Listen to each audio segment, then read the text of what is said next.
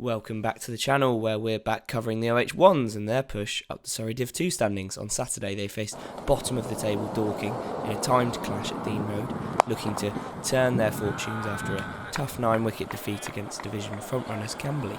Dorking won the toss and took to the field, and the accustomed duo of Toby Godfrey and Tim Walker burst out the gates, seeing both the good and bad balls of left-arm openers Corbett and Dennis extremely well. It was an absolute treat to spectate some of these cricket strokes from the adjacent pitch.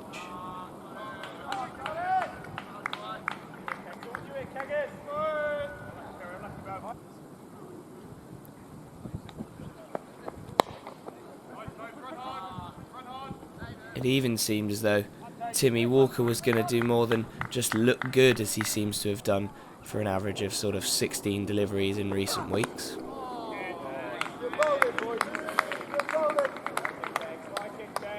The Pals flew past the 50 opening stand at a run rate of over 5, with no real clear-cut chances for the away side.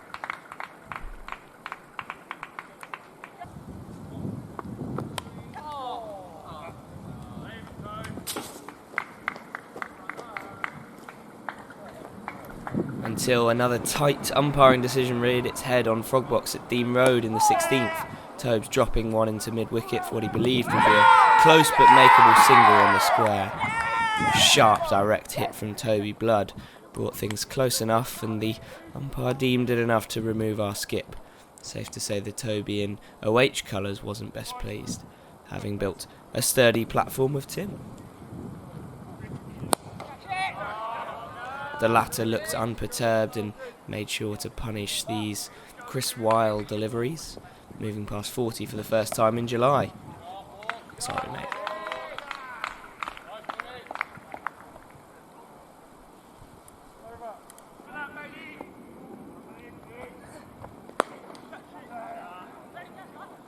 The slog sweep proving rather useful against the spin of Ben Rogers at the other end as well. And with a measured on-punch of sorts, Tim rolled through for his third half-century of the summer, a much-needed return to form following Godfrey's dismissal and keeping the momentum going in the fixture. Well batted, sir.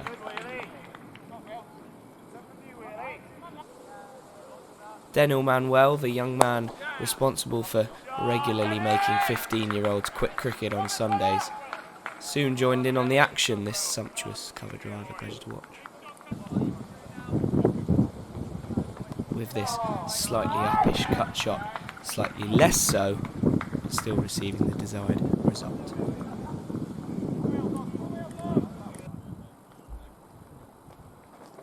Timmy then made the long journey down to one knee to produce a startlingly well executed pedal scoop.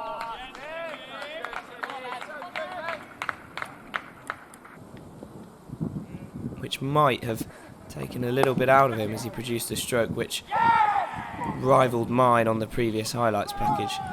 The adolescent in him was particularly gutted to have not got out the ball before, if you'd care to glance at the bottom left-hand corner of the screen.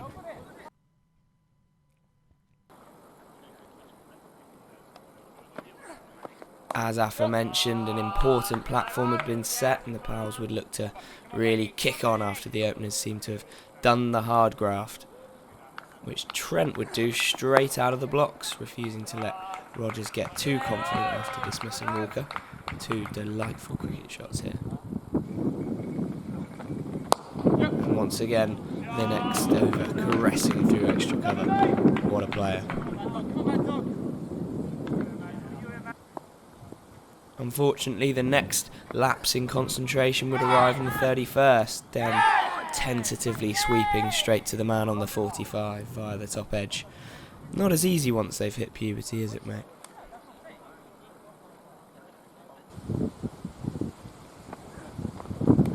This wicket brought jack of all trades Tim Wallace into action, who wasted absolutely no time getting going.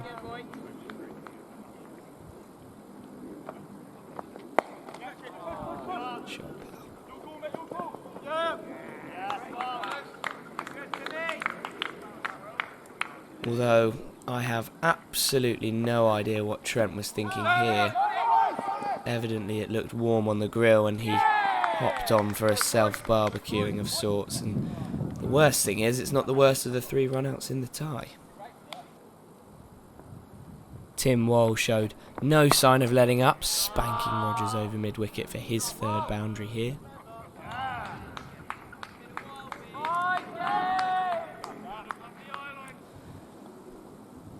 And despite moving it well over a runner ball, met his demise in the 39th as OH just surpassed 200.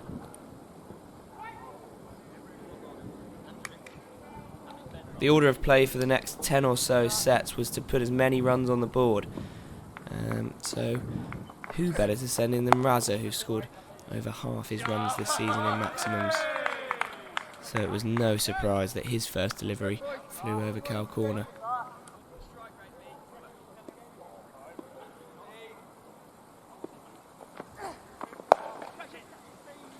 And the second one too.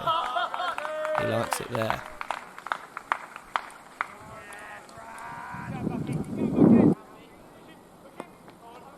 A short but sweet cameo met its end and over later. Unfortunately, Raz trudging off with just a 400 strike rate in the scorebook. Shocking, really. Ads had been watching a lot of the carnage for the last few overs from the other end, but his first boundary was a satisfyingly thumped sweep shot. But the best was yet to come. Simon Morris tapped to the leg side sweeper. Captain Godfrey's cry of 2 was obeyed, only for the 2 to collide with each other in slapstick fashion. Benders looked over with a wince, followed by what can only be described as licking his lips. I uttered the word content. Some stern words were not had and then had over the course of the afternoon. Regardless, OH found themselves 222 for 7. There were still runs to be scored, but they weren't to be scored by Adam Lee, walking past this turner to gift Rogers his 4th, characteristically volleying the sticks on his way back to the dressing room. Rob Bentley looked in fine nick, however, and the free-flowing shots continued, greatly helped by J-Mo at the other end, running between the wickets. 250 looked around the corner.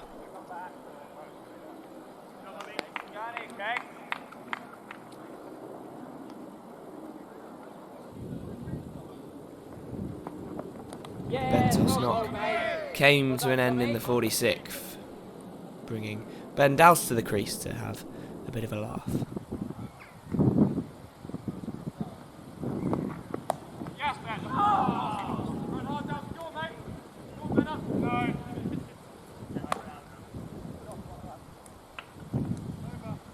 Toby called the innings at 47 overs with 255 runs on the board, deeming it enough to protect with 53 overs needed to roll through the visitors.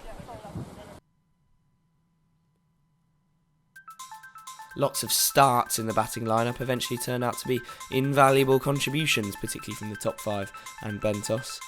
Tea came in the form of potatoes and quiche, a decent offering, and soon enough we were met with the familiar sight of Raza taking poles at Dean Road.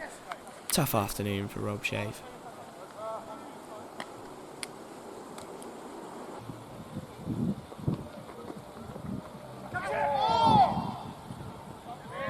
Dorking built up a bit of resistance in the form of this partnership for the second wicket. Unfazed by the deafening grunt of a charging Jamie Morley. Great strike that on the up.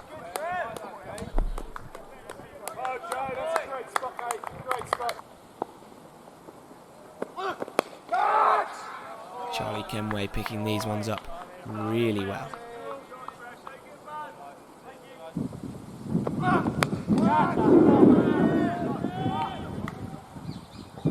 The over was looking rather expensive for Jamie Morley, but it would be one clip off the pads too many. J-Mo somehow finding a way to sneak through Kenway's rear guard and have the last laugh in what turned out to be an expensive 8th over, 37 for 2.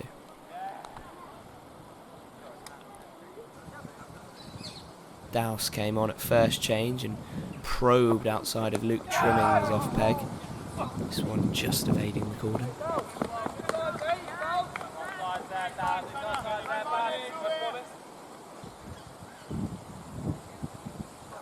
but the next ball would find its way straight to Tim Wallace at play.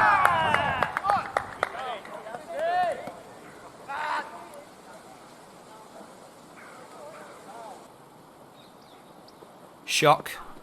Another pole for Razza, who's rapidly on his way to picking up 40 scalps for the season.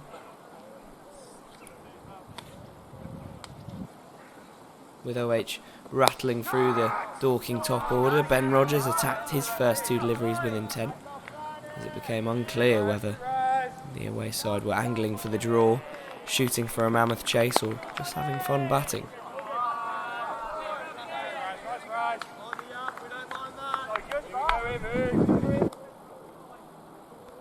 Rogers' fun wouldn't last long though.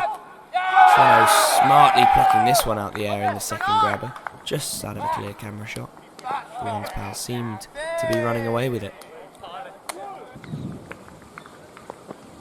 A cacophonous appeal for LBW in the 15th meant the writing was on the wall for Tim Johnson, falling prey to an almost unplayable nut from Razza.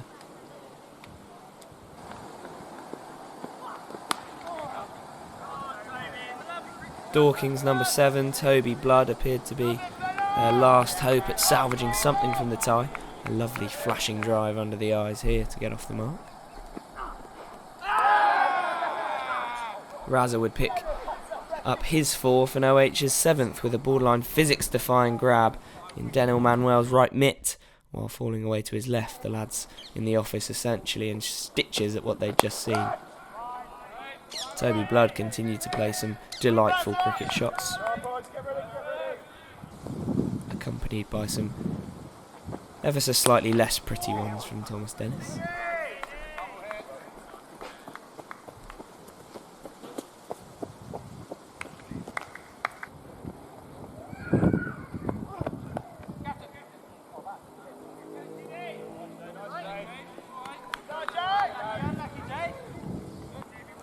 Even taking on J-Mo, who was thundering in harder than ever in his frustration, as is the norm.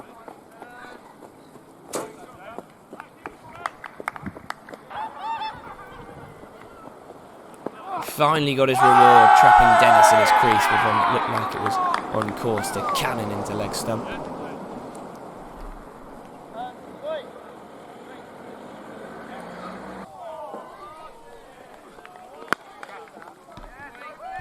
OH looked well on course for victory, with Dorking needed over 140 runs with just 2 wickets in hand. Blood continued to take on the bowlers, whether futile or not, here dispatching Bentos towards Cal corner, while Corbett got off the mark with an edge that wormed its way through a sprawling Park and Walker, an amusing freeze frame in there somewhere.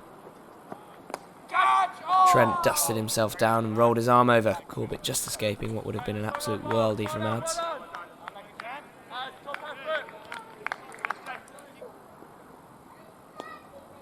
TP picked up his 7th OH wicket in his 3rd over, breaking apart a partnership that was gathering steam, doused the catcher in the deep.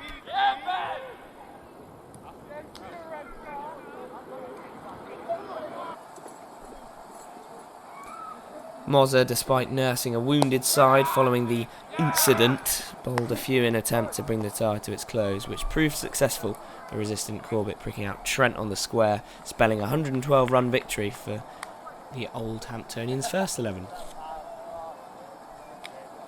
An enjoyable encounter for the OH fan, which seemingly had it all: runs for the batsmen, wickets for the bowlers, smart pieces of fielding and moments of comic relief. Sorry, Simon. Our ones continue their charge in the division, looking pretty set in 4th place and closing down Walton and Old Rutlishians in 2nd and 3rd. Honourable mentions for Tim Walker and Razza. Time for tour.